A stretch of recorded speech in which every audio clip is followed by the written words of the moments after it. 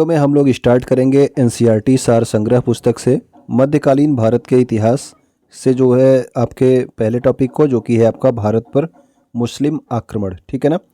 तो आइए इसको देखते हैं। इसमें से जो क्वेश्चंस आपके दिए हुए हैं, भारत पर आक्रमण करने वाले प्रथम मुस्लिम आक्रमणकारी मूलतः कहाँ के निवासी थे? तो जो प्रथम मुस्लिम आक्रमणकारी थे ये आपके अरब देश के निवासी थे।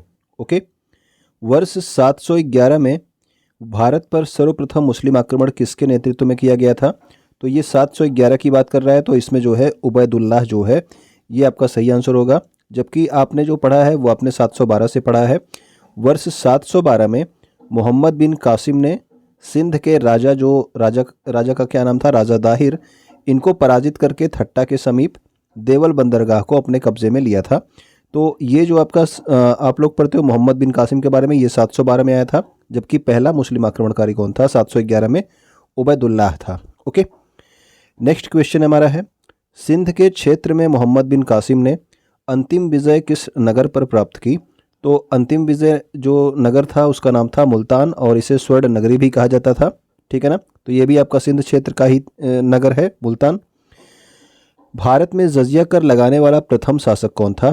तो जजिया कर भी सबसे पहले किसने लगाया? तो जजिया कर लगाया था आपके मोहम्मद बिन कासिम ने।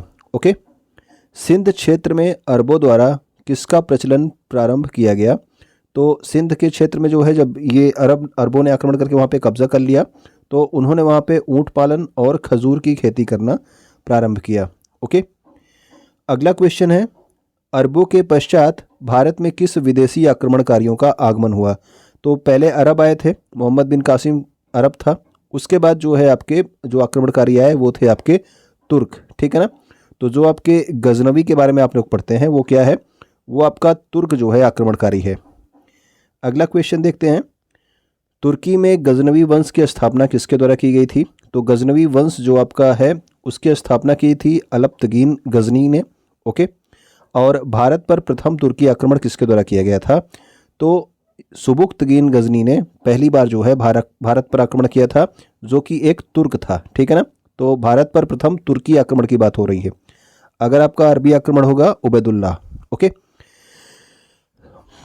वर्ष 712 में भारत पर सर्वप्रथम सफल मुस्लिम आक्रमण करने वाला कौन था? देखिए यहाँ पे क्वेश्चन में आपसे जब पूछा जाएगा प्रथम तुर्की आक्रमणकारी, तो ये आपका सुबुक्तगीन था। प्रथम मुस्लिम आक्रमणकारी, ठीक, तो ये आपका मोहम्मद बिन कासिम था, जो कि आपका सफल मुस्लिम आक्रमणकारी कहा जाएगा। सबसे पहले तो उबैदुल्लाह ने किया था, लेकिन सफलता किसको प्राप्त हुई? वो प्राप्त हुई मोहम्मद बिन कासिम को। तो जब भी क्वेश्चन पढ़ें तो क्वेश्चन को आप कंप्लीट पढ़ेंगे, तभी आप उसका सही आंसर दे पाएंगे। सुबुक्तगीन गजनी ने अपने आक्रमण के दौरान पश्चिमोत्तर भारत के किस हिंदू शासी शासक को पराजित किया था? तो ये सुबुक्तगीन गजनी की बात कर रहा है, तो इसने पराजित किया था जयपाल को। जबकि अभी आपको बताया गया कि मोहम्मद बिन कासिम ने किसको पराजित किया था? तो वो थे राजा दाहिर। ठीक है ना। तो राजा दाहिर को इसने पराजित किया था मोहम्मद बिन कासिम ने। नेक्स्ट क्वेश्चन है हमारा, महमूद गजनवी द्वारा वर्ष 1025 में सोमनाथ पर किए आक्रमण के दौरान गुजरात का शासक कौन था? कई बार ये क्वेश्चन आपसे पूछा गया है। तो महमूद गजनवी ने 1025 ईस्वी में कहाँ पे आक्रमण किया था? सोमनाथ मंदिर पे। ये एक पॉइंट है आपका, इसको याद रखिएगा। इसके अलावा जो है इस समय गुजरात का शासक कौन था जब ये आक्रमण हुआ था? तो इस समय जो गुजरात का शासक था वो था भीम प्रथम। ओके। महमूद गजनवी ने भारत पर कितनी बार आक्रमण किए? तो ये 1000 से लेके 1027 तक, यानी कि 27 वर्षों में 17 बार आक्रमण किया। महमूद गजनवी ने भारत पर 1000 से 1027 ईस्वी तक 17 बार आक्रमण किया। और इसका आक्रमण का उद्देश्य भी आपसे एग्जाम में पूछा जाता है। तो इसके आक्रमण का उद्देश्य जो है भारत की धन संपदा को लूटना था। ठीक है। यहाँ पे ये साम्राज्य स्थापित करने नहीं आया था महमूद गजनवी। इसके अलावा एक पॉइंट और याद रखेंगे कि भारतीय जनता के लिए हिंदू शब्द का प्रयोग सर्वप्रथम किसने किया था?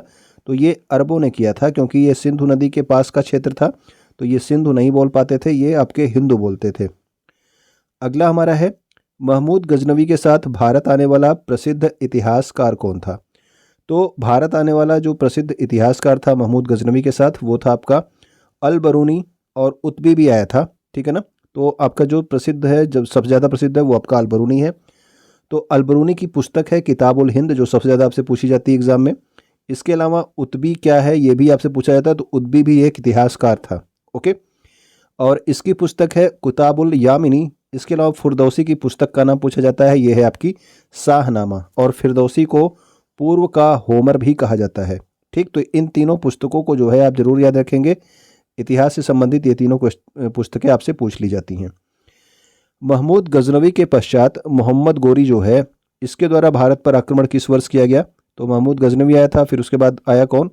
मोहम्मद गोरी आया 1175 ईस्वी में। मोहम्मद गजनवी ने 1000 से लेकर कब तक किया? 1027 तक किया था, ठीक है ना। उसके बाद 1175 ईस्वी में आया था कौन? यह आया था मोहम्मद गोरी।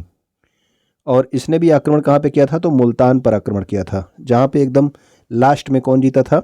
आपका अंतिम विजय किसने प्राप्त की थी? मोहम्मद बिन कासिम ने मुल्तान पर अंतिम विजय प्राप्त की थी, ठीक है ना। वहीं पे ये भी आता है आपका मोहम्मद गोरी 1175 ईस्वी में। मोहम्मद गोरी को वर्ष 1178 ईस्वी में अनहिलवाड़ा यानी कि पाटन, ये गुजरात का क्षेत्र है, यहाँ पर आक्रमण करने के दौरान किसके द्वारा पराजित किया गया? तो 1175 में इसने मुल्तान पे आक्रमण किया, फिर 1178 ईस्वी में इसने अनहिलवाड़ा यानी कि पाटन पर आक्रमण किया, और वहाँ पर भीम द्वितीय जो है वो शासक था।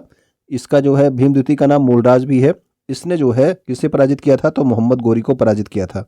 आपसे क्वेश्चन डायरेक्ट पूछा जाता है कि मोहम्मद गोरी को किसने पराजित किया था? तो वो किया था भीम द्वितीय ने, ठीक है ना, अनहिलवाड़ा पाटन पर आक्रमण के दौरान। तराइन का प्रथम तथा द्वितीय युद्ध किनके मध्य लड़ा गया था? तो तराइन का युद्ध जो है आपके इतिहास के जो क्वेश्चंस हैं इसमें से काफ़ी फेवरेट क्वेश्चन है इनका। तराइन का जो है प्रथम युद्ध और तराइन का द्वितीय युद्ध, तो ये हुआ था मोहम्मद गोरी और पृथ्वीराज तृतीय के मध्य में।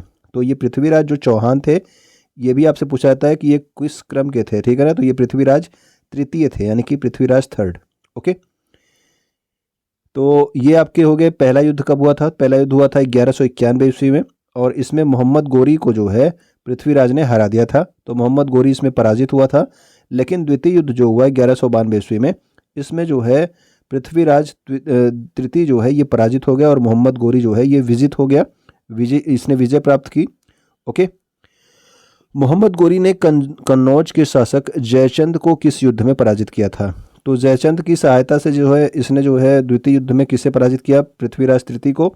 इसके बाद इसने कन्नौज के शासक जयचंद को ही के ऊपर ही आक्रमण कर दिया और उसे भी पराजित कर दिया, तो ये चंदावर का युद्ध था, ठीक है। तो जयचंद वाला भी क्वेश्चन आपसे पूछा जाता है।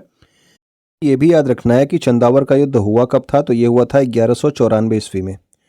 मोहम्मद गोरी के साथ भारत आने वाले प्रसिद्ध सूफी संत कौन थे? तो प्रसिद्ध सूफी संत थे आपके शेख मोइनुद्दीन चिश्ती। तो इनका नाम आपने जरूर सुना होगा, शेख मोइनुद्दीन चिश्ती। तो ये मोहम्मद गोरी के साथ भारत आए थे, ठीक है। अभी आपने देखा महमूद गजनवी के साथ कौन आया था? तो अलबरूनी आया था, उतबी आया था, ठीक है ना। इन सब का नाम आपने देखा। अगला क्वेश्चन है हमारा, सिक्कों पर देवी लक्ष्मी की मूर्ति आकृति जो है ये किस मुस्लिम शासक के द्वारा बनवाई गई थी? तो देवी लक्ष्मी की आकृति जो है सिक्कों पर बनवाया था मोहम्मद गोरी ने, ठीक है ना।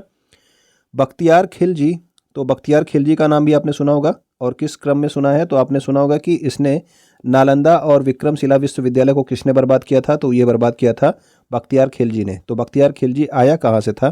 तो ये मोहम्मद गोरी का जो है एक साधारण दास था, ठीक है ना, और इसी के साथ आया था, और इसने जो है बंगाल और बिहार पर विजय प्राप्त की, और इसके बाद नालंदा और विक्रमशिला विश्वविद्यालय को इसने नष्ट कर दिया था। मोहम्मद गोरी की मृत्यु के पश्चात उसके साम्राज्य पर किन 3 गुलामों द्वारा नियंत्रण स्थापित किया गया? तो यल्दौज, कुबाचा और कुतुबुद्दीन ऐबक, ठीक है ना। तो आपने पढ़ा ही है कुतुबुद्दीन ऐबक के बारे में। इसने कौन से वंश की स्थापना की थी? गुलाम वंश की, जो कि हमारा अगला टॉपिक होगा। तो ये हमारे जो है इंपॉर्टेंट क्वेश्चंस थे जो आपके एनसीईआरटी सार संग्रह पुस्तक से। तो अच्छे लगे होंगे तो आप लोग लाइक कमेंट जरूर कर दीजिएगा। वीडियो देखने के लिए आपका बहुत बहुत धन्यवाद।